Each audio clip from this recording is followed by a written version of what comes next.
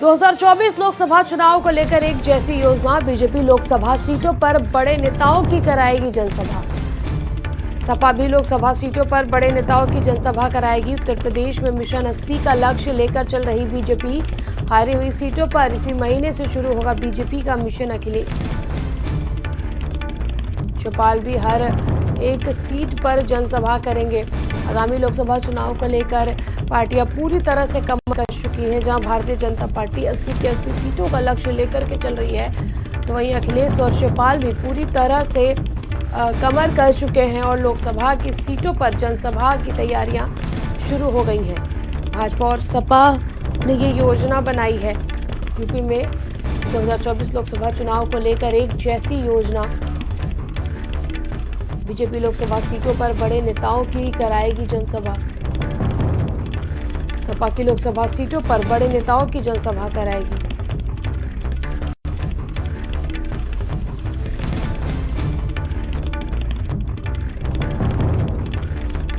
हारी हुई सीटों पर इस महीने से शुरू होगा बीजेपी का मिशन।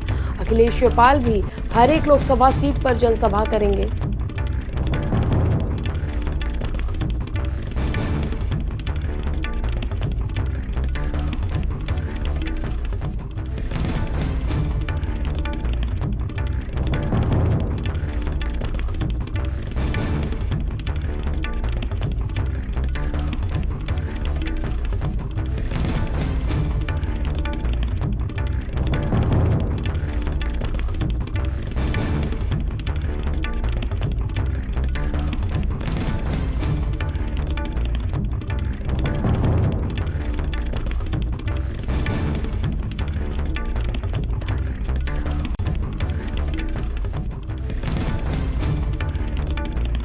संवाददाता संदीप खेर इस खबर पर अधिक जानकारी के लिए हमारे साथ जुड़ चुके हैं। संदीप, किस प्रकार से लोकसभा चुनाव को लेकर तैयारियां भारतीय जनता पार्टी और समाजवादी दोनों की है?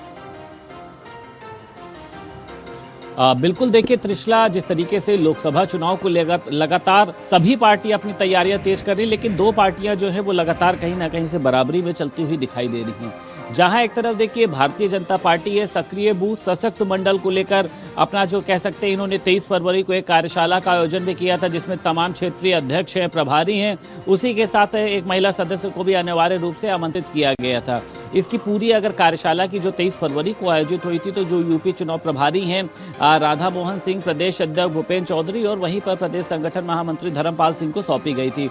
अब देखिए भारतीय जनता पार्टी लोकसभा चुनाव के पहले सभी मंडलों में सशक्त मंडल और बूथ को मजबूत करने के लिए कहीं ना कहीं से ऐसे कार्यक्रमों का आयोजन करना चाहती है। क्योंकि देखिए लोकसभा चुनाव अभी होने में समय बाकी है, लेकिन भारतीय जनता पार्टी लगातार उसको धार देने में लगी हुई है। लगातार अपने कार्यकर्ताओं के साथ साथ समन्वय स्थापित कर रही है, कार्यालय में कहीं ना कहीं से बैठकें स्थापित कर रही है। अभी 2-4 दिन पहले जिस तरीके से सुनील बंसल भी यहां पर पहुंचे थे, तो भारतीय जनता पार्टी लोकसभा चुनाव को लेकर बेहद ही कह सकते हैं सक्रिय नजर आ रही है। और भारतीय जनता पार्टी इस बात को भी चाहती है कि 80 की 80 सीटों पर कमल को खिलाया जा सके। इसी के साथ साथ देखिए इसी तर्ज पर भारतीय जनता पार्टी का भी यही कहना था कि जो तमाम लोकसभा सीटें हैं वहां पर केंद्रीय मंत्री हो, राज्य मंत्री हो, उसी के साथ साथ कैबिनेट मंत्रियों की भी ड्यूटी लगाई जाएगी।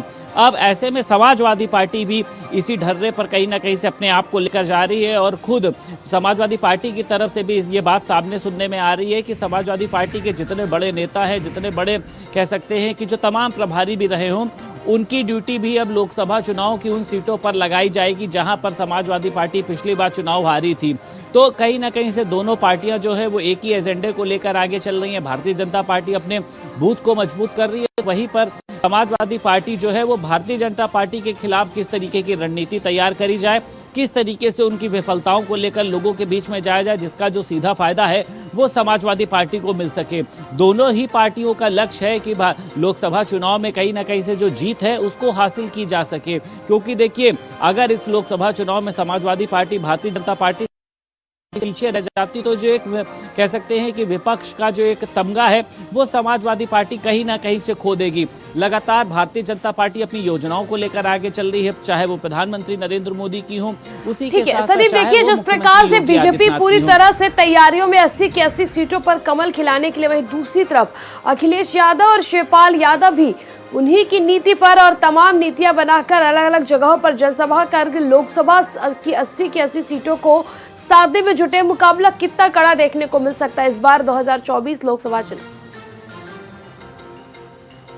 बिल्कुल देखिए त्रिशला, जिस तरीके से चाहे भारतीय जनता पार्टी हो चाहे समाजवादी पार्टी हो, समाजवादी पार्टी देखिए अब मजबूत होती हुई इसलिए दिखाई दे रही है क्योंकि अब शिवपाल यादव उनके साथ आ गए और शिवपाल यादव को देखिए राजनीति में कहीं ना कहीं से एक बहुत ही बड़ा अनुभव है। क्यों? क्योंकि मुलायम सिंह यादव के साथ रह के उन्होंने तमाम संघर्ष किए हैं, जेल पर भी गए हैं और बताया जाता है कि मुलायम सिंह यादव, शिवपाल सिंह यादव लगातार साइकिलों से कह सकते हैं चलकर अपनी पार्टी का प्रचार प्रसार करते थे। अब शिवपाल यादव को देखिए जिस तरीके से राष्ट्रीय महासचिव बनाया गया है, आज भी देखिए जिस तरीके से बताया जा रहा है कि समाजवादी पार्टी के कार्यालय में एक बैठक होनी है। क्यों? क्योंकि 17 से 19 मार्च में कोलकाता में राष्ट्रीय कार्यकारिणी की एक बैठक होनी है, यानी समाजवादी पार्टी भी अपने दायरे को बढ़ा रही है, राष्ट्रीय स्तर पर राजनीति कर रही है। जिस तरीके से अखिलेश यादव देखिए चाहे तेलंगाना के मुख्यमंत्री से मिलते हो, उसी के साथ चाहे बिहार के चाहे पश्चिम बंगाल के, तमाम जगह पर वो वहां पर पहुंच कहीं ना कहीं भारतीय जनता पार्टी के खिलाफ जो है वो एक योजना बना रहे हैं, एक रणनीति बना रहे हैं। क्यों? क्योंकि देखिए अखिलेश यादव इस बात को जानते हैं कि भारतीय जनता पार्टी को हरा पाना वर्तमान समय की अगर स्थिति देखा जाए तो उसके हिसाब से बहुत मुश्किल है, लेकिन अगर पहले से रणनीति बनाई जाती है। क्यों? क्योंकि पिछला विधानसभा चुनाव सभी ने देखा है, समाजवादी पार्टी ने एक बहुत ही शानदार प्रदर्शन किया था और उन्होंने जिस तरीके से भारतीय जनता पार्टी की कह सकते हैं कि जहां तक एक तरफ लहर चल रही थी उसमें भी पार्टी ने तमाम जगहों पर अपने जिस तरीके से प्रत्याशियों को जीत हासिल दिलाई थी। अब अखिलेश यादव इसकी पूरी कमान संभाले हैं, उसी के साथ साथ शिवपाल यादव भी लगातार समाजवादी पार्टी के पक्ष में कह सकते हैं माहौल बनाने का प्रयास कर रहे हैं। वो चाहे सैफई पहुंचते हो चाहे मैनपुरी पहुंचते हो। ठीक है, तमाम जानकारी के लिए आपको शुक्रिया संदीप। और गोरखपुर में सीएम योगी आदित्यनाथ ने गोरखनाथ मंदिर में जनता दरबार लगाया, दूर दूर से फरियादी अपनी फरियाद